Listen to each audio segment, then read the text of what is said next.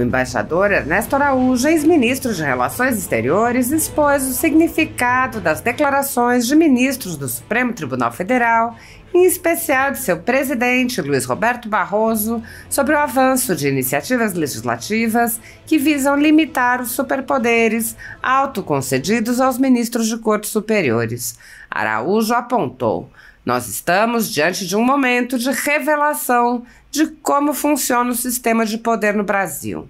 O diplomata enfatizou a forma aberta como esquemas de poder vêm sendo revelados e citou a declaração de Barroso de que os ministros do Supremo Tribunal Federal formariam um time.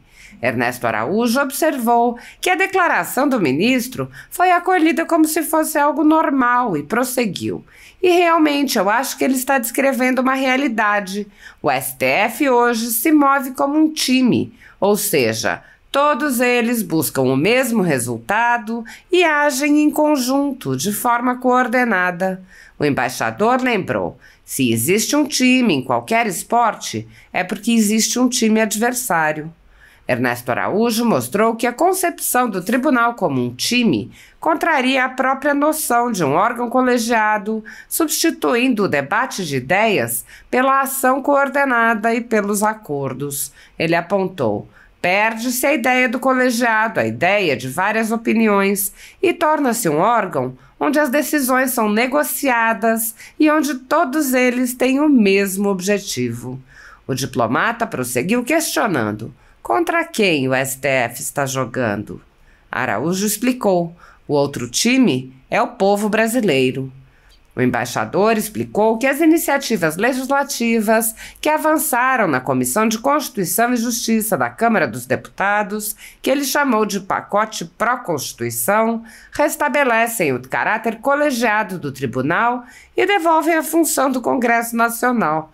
Ele lembrou: hoje, o Supremo pode anular decisões do Congresso e o faz a torto e a direito. Ernesto Araújo apontou: a reação por parte desse time dos 11 é extremamente negativa. Já disseram, individual ou coletivamente, no microfone ou fora do microfone, através das notícias que eles plantam na imprensa, já disseram que se vier qualquer emenda nesse sentido, de limitar de alguma maneira o poder do Supremo ou dar direito ao Congresso de anular uma decisão do Supremo, nós vamos anular essa decisão, vamos anular essa emenda. Plantaram na imprensa a notícia de que o STF vai monitorar agora com muito cuidado e muita atenção os parlamentares que votarem a favor dessas medidas de limitação do poder do STF. O diplomata expôs que os ministros estão deixando muito claro que podem utilizar os processos no STF contra parlamentares conforme votarem nesses temas. Araújo declarou: é o cúmulo da ausência de Estado de Direito, quer dizer, a assunção completa da ideia de uma seletividade na aplicação da lei. Ele lembrou que todos os parlamentares podem ser alvo do Supremo e que o que se mostra é a possibilidade de ativar processos ou inquéritos ao sabor da motivação política. O diplomata apontou: e um dos 11, um dos integrantes do time, ele disse muito claramente, declarou muito claramente à imprensa que o Congresso legisla, mas ao Supremo cabe decidir sobre a legislação. Ou seja, aquilo que é aprovado no Congresso não conta. Conta apenas a decisão do Supremo sobre as leis aprovadas eventualmente pelo Congresso, o que faz do Supremo uma terceira casa do Legislativo.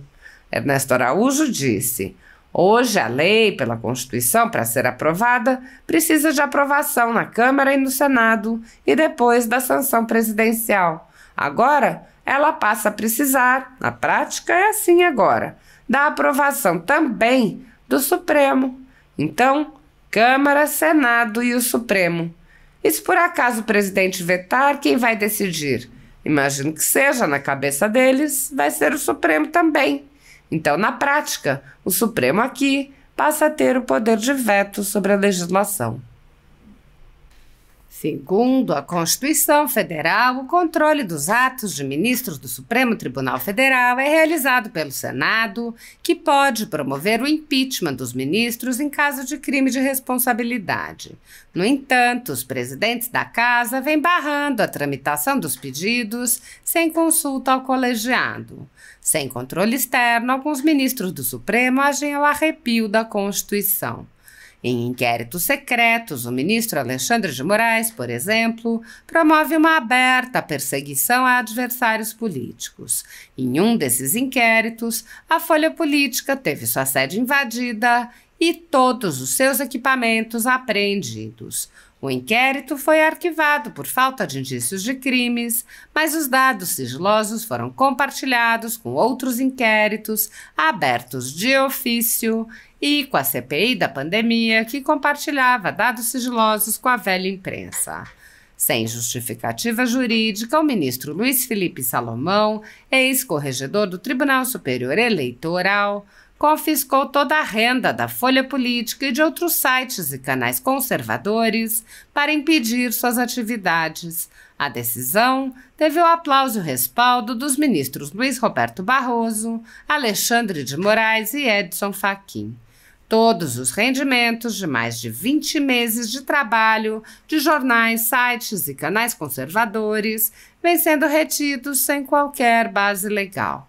Se você apoia o trabalho da Folha Política e pode ajudar, doe qualquer valor à empresa Raposo Fernandes através do Pix, usando o QR Code que está visível na tela ou o código ajude@folhapolitica.org. Caso não utilize Pix, há a opção de transferência bancária para a conta da empresa Raposo Fernandes, disponível na descrição deste vídeo e no comentário fixado no topo. Há mais de 10 anos, a Folha Política vem mostrando os fatos da política brasileira e dando voz a pessoas que o cartel midiático quer calar. Pix ajude@folhapolitica.org. Assista. Nós estamos diante de um momento de revelação de como funciona o sistema de poder no Brasil, né? Cada dia surgem de maneira mais descarada e como se fossem coisas normais, vistas como normais por parte da imprensa, novas revelações, novos lances, né? Que é como se fosse aberto de repente o capô e a gente acha que tem, né, um sistema vagamente democrático por cima. Muitos de nós já sabemos que não, né? Mas alguns ainda acham. Mas aí quando abre esse capô, que não é nem capô, como se fosse uma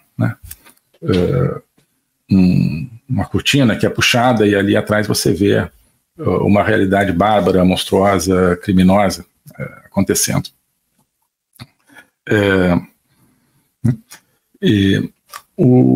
Um desses aspectos, e vamos comentar aqui hoje essa questão da representatividade, né, de como deveria funcionar e como funciona, né, uma democracia representativa tal qual o Brasil poderia ser. Recentemente, o atual presidente do STF deu uma declaração dizendo que todos os demais 10 ministros do Supremo estão de acordo com aquilo que um deles, ou seja, que o outro, que o 11º, tem feito em relação à censura e outros aspectos aí, prisões, eu acho que tudo isso, né? Usou a expressão, olha, nós somos um time, né?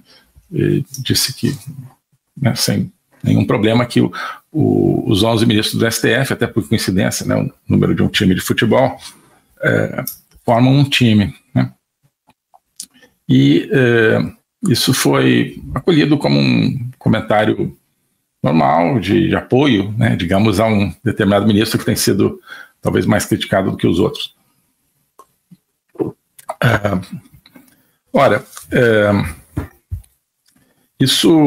Esse comportamento como um time, e realmente eu acho que ele está descrevendo uma realidade, né? O STF hoje se move como um time, né? Ou seja, todos eles buscam o mesmo resultado, né?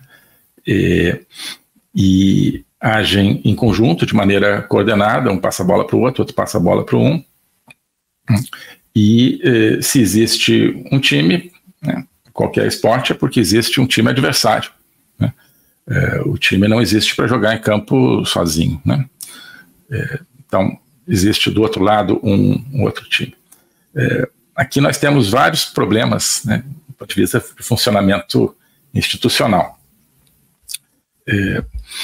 Primeiro, STF é um órgão colegiado. A ideia de um órgão colegiado é que cada um dos componentes desse colégio tenha a sua opinião, a sua consciência e, a partir da sua experiência e conhecimento, profira uma determinada parte de uma decisão que será uma decisão coletiva tomada por maioria. Né? Então, na base do conceito de um órgão colegiado está a ideia de que, para aquela determinada função, convém ter diferentes pessoas e não apenas uma pessoa tomando todas as decisões. Convém que haja várias cabeças, cada um com a sua opinião, e que a decisão seja um resultado, como é a regra no Supremo, de uma votação, né? Em torno de, ou seja, as opiniões diferentes, as 11 vão se normalmente congregar em torno de teses, e aí a tese, conforme formulada, terá determinados votos a favor, determinados votos contra. Né? Mas a ideia é que haja 11 opiniões, 11 visões, e essas visões converjam para uma visão única, mas não para uma visão, para uma sentença, mas sem nenhuma obrigatoriedade de uma negociação ou de de concessões mútuas ou de um mínimo denominador comum, de forma nenhuma. Né? Pode perfeitamente ter um caso onde 6 são a favor de algo e 5 são a favor de algo exatamente oposto. Né? E tá bem, aí a tese do 6 vai prevalecer, assim é a regra. Né? Mas, claro, a opinião daqueles 5 vencidos poderá ser usado em casos posteriores, voto vencido, etc, etc. Então, a ideia é de que haja uma construção coletiva a partir das ideias individuais e que cada um deles afirme, né, essas ideias. Quando diz que é um time, isso é abandonado. Né? Então, um time é porque o time tem um comando, né, e tem um uniforme, por isso que os times jogam com um uniforme. Ele é uniformizado, ele tem uma forma única. Né? Um pega a bola de um jeito, outro pega a bola do outro, mas todos eles têm o mesmo objetivo e a bola é uma só, e a bola tem um endereço apenas. Né? Então perde-se a ideia do colegiado, a ideia de várias opiniões. Torna-se um órgão onde as decisões são negociadas, né?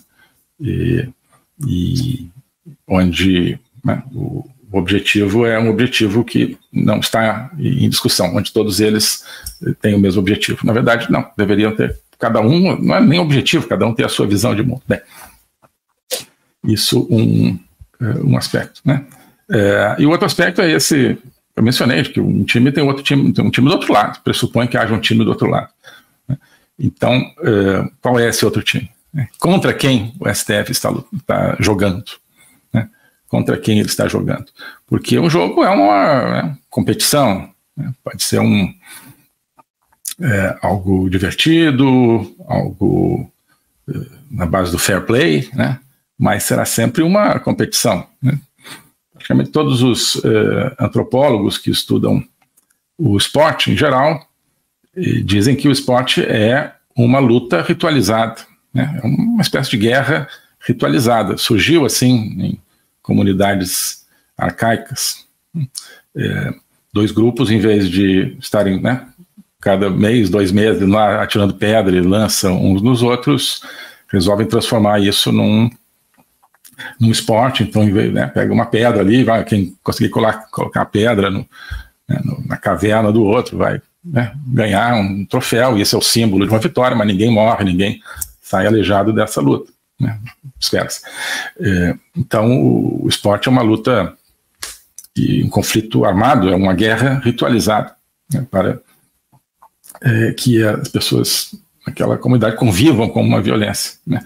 Mas não pode esquecer desse fundo de um conflito. Então é porque existe um conflito, né? Existe um conflito, existe uma guerra, né? O STF, então, está como um time, ele está em guerra, né, ritualizado contra outro time. Né? Acho que outro time é o povo brasileiro, né? Outro time é o povo. Porque o Congresso, isso que a gente vai ver agora, mas não sei se o Congresso está realmente né, querendo colocar essa pedra na caverna do outro, não. Bom, então, justamente, estamos vivendo aí dias em que foram aprovadas em algumas comissões medidas chamadas pacote anti-STF, que algumas pessoas estão chamando corretamente de um pacote pró-liberdade, um pacote, poderia dizer, um pacote pró-constituição, né? Melhor dizer, acho que é pacote pró-constituição que alguém sugeriu. Eu estou de acordo. Onde temos talvez dois tipos de medidas, duas reformas constitucionais, duas emendas principais. Uma delas para limitar a faculdade dos ministros do Supremo de emitirem decisões monocráticas, ou seja, o que reforça, então, o caráter colegial, ou deveria reforçar o caráter colegial do Supremo, exigindo que as principais decisões sejam tomadas pelos 11, tá, tudo bem que vão jogar como time, mas pelo menos, então, cada um vai ter que matar a bola no peito e mostrar um pouco de serviço nessa decisão, em vez de delegarem apenas para as decisões mais difíceis. E, sobretudo, acho que a principal é uma emenda que permitiria ao Congresso caçar, com 2 S, né, decisões, ou seja, romper, anular decisões do Supremo. Porque hoje o Supremo pode anular decisões do Congresso e o faz à torto e à direito, né? Quando desmerece completamente uma lei ou uma emenda votada pelo Congresso, né? Então, o Congresso adquiriria, por essa emenda, uma faculdade semelhante, na qual ele poderia anular uma decisão do Supremo, né? O que então, tem sido visto como uma retaliação, digamos, do Congresso a uma atitude do Supremo que tem sido vista como intervencionista no Congresso e nas outras instituições. Bem, a reação, né, a reação por parte desse time, né, do time dos 11 aí, extremamente negativo, né? Já disseram individual ou coletivamente, no microfone ou fora do microfone, através das notícias que eles plantam na imprensa, já disseram que, olha, se vier qualquer emenda, né, qualquer emenda nesse sentido, de limitar de alguma maneira o poder do Supremo ou dar direito ao Congresso de anular uma decisão do Supremo, nós vamos anular essa decisão, vamos anular essa emenda. E plantaram na imprensa, certamente proveniente do time, a notícia de que, olha, o STF vai monitorar agora, com muito cuidado, com muita atenção, os parlamentares que votaram a favor dessas medidas de limitação do poder do STF, né? Então, deixando claro que, olha, aqueles parlamentares que têm casos pendentes de julgamento no Supremo, acusações de corrupção, por exemplo, né, se eles tiverem votado ou votarem contra as medidas, ou seja, a favor do Supremo, o Supremo continuará com essas acusações na geladeira. Se as acusações forem contra deputados, parlamentares que votarem a favor das medidas, portanto contra o Supremo, por mais controle do Supremo, esses parlamentares serão, certamente terão as acusações contra eles descongeladas e servidas ali na mesa do Supremo. Olha, esse aqui é corrupto e tal. Ou seja, vão passar a julgar seletivamente, não apenas casos de corrupção, mas geralmente são os casos que envolvem políticos, né? O que é o cúmulo da ausência de Estado de Direito, quer dizer, a assunção completa da ideia de uma seletividade na aplicação da lei, né?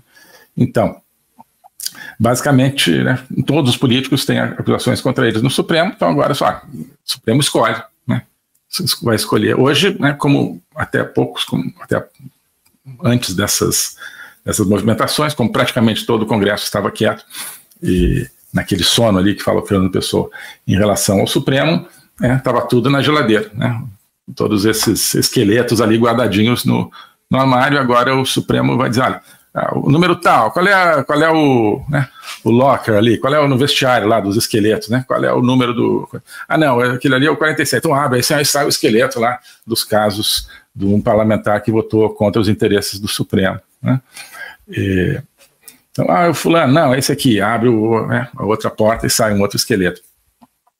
Então a ideia é ameaçar os parlamentares aí com um exército de esqueletos aí que venha saindo dos respectivos armários, né, para persegui-los. E um dos 11, né, um dos integrantes aí do time disse muito claramente, declarou muito claramente à imprensa que, olha, o Congresso legisla, né, isso é a tarefa do Congresso, mas ao Supremo cabe decidir sobre a legislação, ou seja, né, aquilo que é aprovado no Congresso não conta, né? Conta é apenas a decisão do Supremo sobre as leis aprovadas eventualmente pelo Congresso, né? O que faz do Supremo algo que, não sei se a gente já falou disso aqui, mas é um dos efeitos do quadro atual.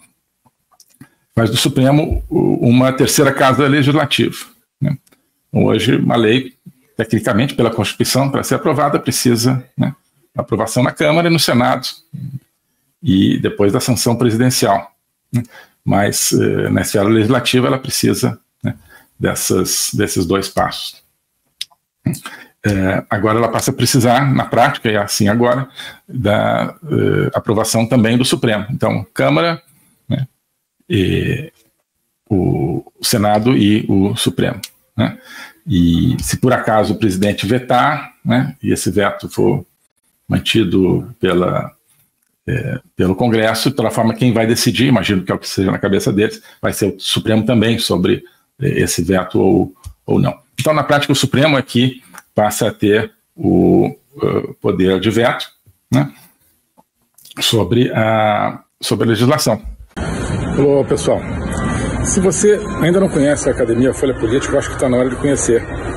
Nós estamos vendo essa imensa possível crise do sistema corrupto que governa o Brasil, com tudo que envolve aí o banimento do X, mas precisamos entender que isso faz parte de uma imensa luta, de um imenso combate mundial entre liberdade e totalitarismo, que envolve aspectos da China, da Rússia, guerra da Ucrânia, Oriente Médio, crime organizado, globalismo, Fórum Econômico Mundial, e precisa, para que nós a enfrentemos, precisa puxar lá de trás das origens, das primeiras luzes da liberdade no conceito atual nosso, que vem dos gregos e vem também do cristianismo. Nós propomos tudo isso dentro da Academia Folha Política. Exame das atualidades, mas com uma explicação, uma inserção dessas atualidades, do desafio da liberdade hoje no Brasil, no mundo, dentro de toda a história, que é uma história fascinante, ao mesmo tempo é um drama do pensamento ocidental, que não é um pensamento abstrato, é um pensamento da consecução da liberdade. Tudo isso nós vemos na Academia Folha Política, mas também vemos os temas da história, Brasil, mundo, Revolução Francesa, por exemplo, estamos vendo agora como espelho e ilustração para aquilo que nós precisamos entender hoje na nossa realidade no Brasil e no mundo. Então eu queria deixar um convite para você conhecer a Academia Folha Política, onde nós fazemos uma jornada por todo esse espectro, onde nós aprofundamos nosso conhecimento, nossa reflexão, onde nós desenvolvemos, cada um de nós, nosso próprio caminho de atuação diante dessa realidade. A Academia Folha Política você pode assinar por apenas R$40 por mês, na mensalidade, ou por R$420 a anuidade. As duas opções te dão acesso a todo o material que já está lá, centenas de horas de aulas, de lives e 2 programas novos a cada semana, Agenda 2030 e o curso de Logopolítica, tá certo? Além de outros materiais que já estão lá e outros que irão sendo inseridos. Então, R$40 por mês ou R$420 por ano te dão acesso a todo esse material. Se interessar, e eu acho que tem tudo a ver com o nosso momento, é só clicar aqui no link, na descrição, para fazer parte desse projeto. Um abraço. Oi, pessoal. Hoje eu queria convidar você, cada um de vocês, para fazer parte de um projeto, que é a Academia Folha Política. A Academia Folha Política é mais do que um curso, simplesmente. Ali dentro tem o meu curso de Logopolítica, agora também o curso sobre juristocracia, totalitarismo e resistência política. Tem outras iniciativas, como a Agenda 2030, de comentário de atualidades, tem vários vídeos, mas isso tudo cria um espaço. Não é apenas uma coleção de produtos individuais. Isso é um espaço de reflexão, um espaço de conexão entre as pessoas e, sobretudo, um espaço de autoconhecimento. Ali a gente está construindo um caminho, uma viagem para que cada um se conheça melhor a si mesmo, isso é a base de tudo, também para que nós, como brasileiros, conheçamos melhor o nosso país, nós conheçamos melhor o tempo que nós vivemos no nosso mundo, que nós conheçamos melhor também a nossa civilização, a civilização ocidental. Isso tudo cria uma atmosfera de conhecimento, e o conhecimento é que conduz à liberdade, que conduz à libertação. Então esse é o convite que eu queria fazer, conhecer todo esse ambiente de uma construção conjunta. Passando a ser membro da Academia Folha Política, você não está adquirindo, portanto, um produto pronto, definido e acabado como um curso definitivo. Não, é um processo do qual você vai participar, um processo no qual você vai criar o seu próprio conhecimento. Tá bom? Então aqui tem a descrição, tem o link para ingressar na academia, tem a opção anual, a opção mensal, e eu tenho certeza que quem entrar vai se entusiasmar com esse projeto, vai se entusiasmar com essa construção. Tá bom? Abraço. O globalismo existe, é uma coisa concreta. Ele é composto pelo Great Reset do Fórum Econômico Mundial, pelo projeto hegemônico da China, pelo programa de manipulação e conquista da América do Sul pelo Foro de São Paulo e outros elementos. E esses elementos eles atuam uns em benefício dos outros, sempre, principalmente através do controle da linguagem, porque o controle da linguagem é o controle do nosso pensamento. Então nós estamos tendo o nosso pensamento reprogramado, e essa reprogramação vai contra a nossa liberdade, vai contra a essência do ser humano. Isso é o globalismo. Com base nesse estudo, nessa experiência, é que eu criei o curso de Logopolítica.